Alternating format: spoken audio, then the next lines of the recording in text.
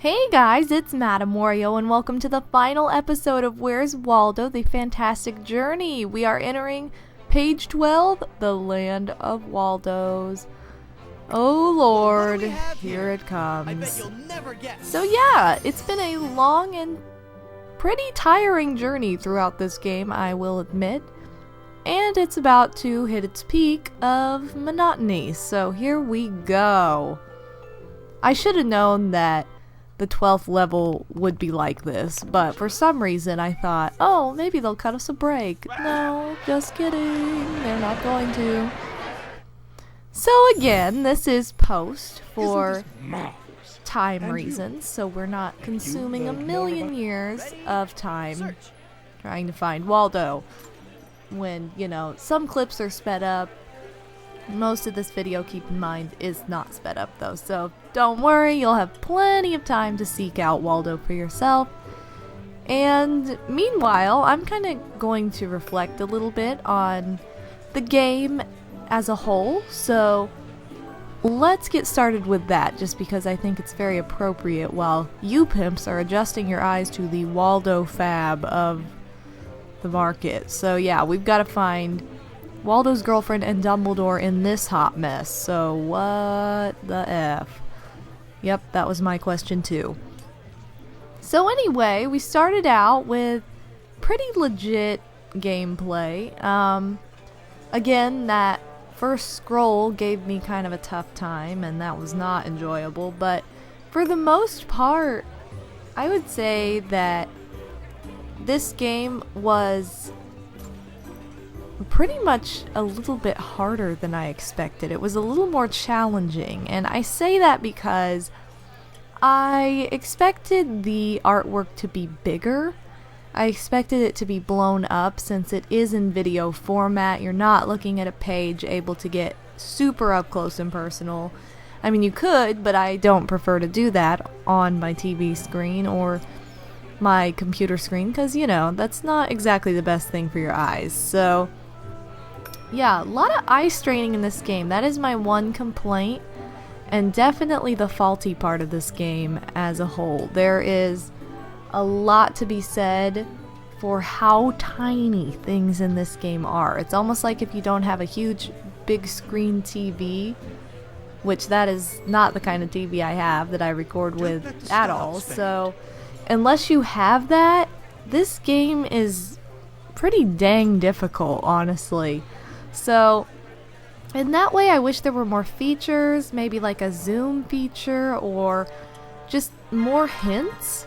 I have no idea how I found her first, by the way, which I was kind of looking for her more than Dumbledore.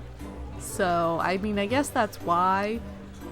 But yeah, Dumbledore took me a heck of a long time to find, so you're going to see a little bit of sped up footage right here. But I was looking for a blue robe, which was part of the problem, and then later I was like, oh, he's a red-robed guy. But anyway, yeah, I just wish there were more hint functions within the game.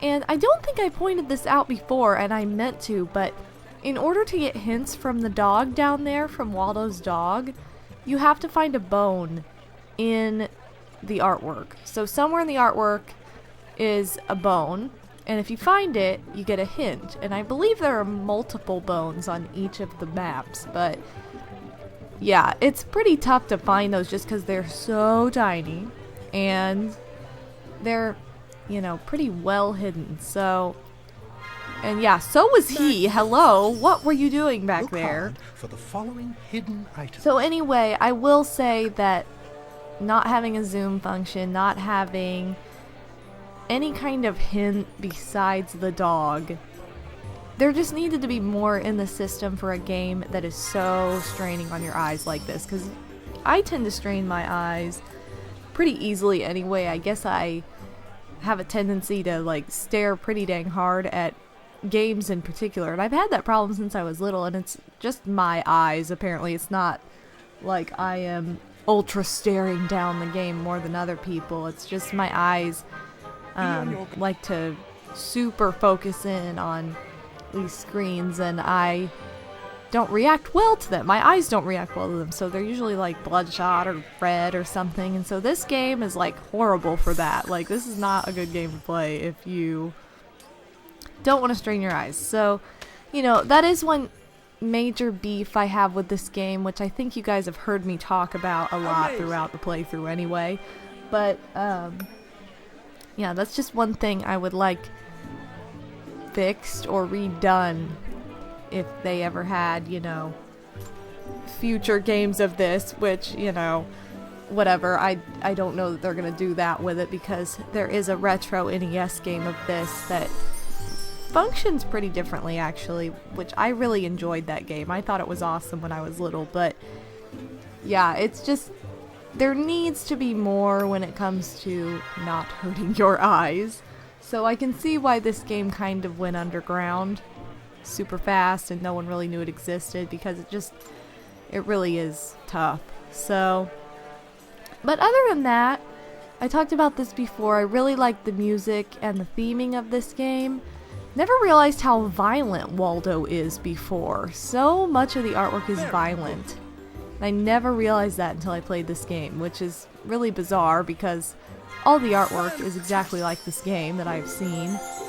And I love those Waldo cats that we finished collecting before the little butt-bouncing Waldo we just found. But anyway, I wanted to point that out because I wish Waldo had a cat. But the theming for music and sound is definitely spot on. I loved that. I really did like the layout of this game with the different levels, different worlds. There is a lot of in-between stuff that I had to do off-screen. And that purple guy totally reminds me of Mr. Dink from Doug. I have no idea why, but I thought when I was finding him, I was like, oh, it's Mr. Dink! But no, it's not really Mr. Dink. Anyway, I just thought that, you know, the theming was really good, the layout was really good, I liked how there were levels, but again, the in-between stuff really was pretty tedious. It didn't really make sense. It was just kind of randomized.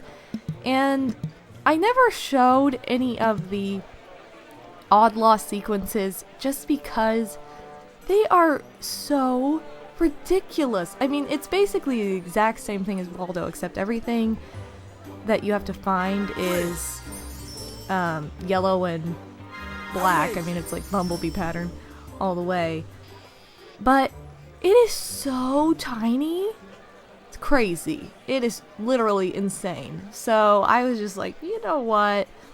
I would show this off, but I don't even want to play this portion of the game again because it is like so hard on your eyes, really. So yeah, did not work out well with me. But it's okay. I did it. It's done. So that's the good news. So I think those are like the major points I wanted to talk about with reflecting, just in general. Of course, the graphics, there's not much graphical effect. Hey, there's one of the bones also. I meant to show that off. And I used it thinking this would be the last thing we had to find, which is the final scroll.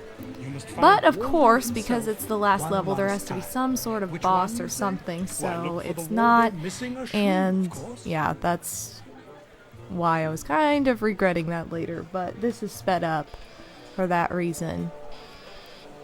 So anyway, yeah, we have to find the real Waldo, who's apparently not wearing a sock because he likes to pull a Michael Jackson with the feet for whatever reason. Also, the fact that Michael Jackson wore one glove, not only is it awesome, but it actually started way before he got like famous for wearing one glove. He was wearing one glove for like years before anybody really noticed. And it was like one day people picked up on it. We're like, wow, he wears one glove. And he was just like, yeah, I've been wearing one glove for like 3 years, hun.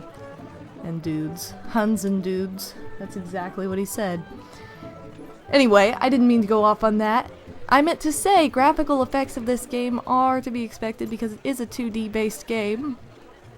So I wasn't expecting much there, but I really do love the artwork that is in Where's Waldo, or Wally as you Europeans like to call it. So, you Brits over there. Anyway, I hope that's not like a derogatory term because I totally don't mean it like that at all. That's just like what I write down in my notes when I have classes and I have to write about like British culture and I'm like Brit. I was writing something in class the other day and it was about like kinship systems and your mother's brother's kinship, and it just looked ridiculous because I had written like live with your Mo's bros and some other abbreviated word that was just ridiculous. So yeah, that just reminded me of that. But anyway, here is the final Waldo. As you can see, he has no sock and it's very well hidden. It took me a long time to find that. That's why those clips were sped up. But I found it. That was the final test. Now that Dumbledore knows that we can find Waldo in the element of all Waldos, we are apparently the master of the world. So, yay, we got a whole 1 star. We would have gotten 5 had I not had that task and wasted the dog cheat on the freaking scroll. But then again, maybe I wouldn't have found the scroll that fast. So, who knows? Kind of a compromise either way. So, that is the completion of the final level of Where's Waldo the Fantastic Journey, and therefore the completion of this game. Waldo reached the end of the Fantastic Journey along with Wizard Whitebeard. What? No. Along with Dumbledore. That's the way to go. And again, I'm not going to read this along with this guy since he likes to talk at the same time as me, and that's annoying for you guys to have to listen to 2 people talk at once in a weird fashion. No one could say for certain, but he would turn up at places where you wouldn't expect, like the toilet. Seriously. And with any good game, you have to put this at the end of it. Where's Waldo in Hollywood? Yep, that's right. An advertisement. What? That is just something you don't do. When I saw that, I was like, what? Why is this a thing? So, yeah, I was pretty shocked by that, which is why earlier I hesitated when I was like, if they come out with future games like this, because I didn't want to spoil it. But apparently they have come out with future games like this. At least I would assume that game's already out. That's the book I remember. Waldo Goes Hollywood is the book of Where's Waldo I remember most from my childhood. So I would be interested to find that game, honestly. But, still, I doubt they changed the mechanics, so whatever. Anyway, here are the credits as we've been zooming through because they were about 5 minutes long, so I went ahead and sped them up. And they're, for whatever reason, extremely tiny. They were, like, extremely tiny on screen, too. I don't know why that is. So, yeah, I have no idea why this is so tiny, but you can, like, barely read anything that's said in these credits. It's like they just sped through. They just, like, posted everything in a Word document and was like, alright, let's try and fit as much as possible. Let's do 6-point font. It's like, okay, that's interesting. But as always, special thanks to you pimps. I have to say it whether we can truly see it because the script is so small or not. And thank you guys for playing along with me. This was actually the first project where you guys could literally play along with me at the exact same time it was going on. So thank you so much for all your support and all your feedback. It has been quite the journey, and I'm glad that I could take some of you back to your childhoods as I saw in the comments. You guys really enjoyed this game in a lot of realms from childhood books that you had, and I was glad to take you guys back there. So thank you so much for joining me. Really quickly, I'm going to go over the options, which is the only other feature in the game where you can change music volume, sound effects volume, and voice volume. And you can view the credits again if you want to. So yeah, other than that, there's just party mode, which is multiplayer, and single traveler, which is what we've been playing all along. So you can continue the journey if you go back, and that's about it. That's Where's Waldo the Fantastic Journey. So again, thank you guys so much for all your support and feedback, and for joining me for this project. I will see you in my future projects, and Until then, stay pimp. Love you guys. Peace out.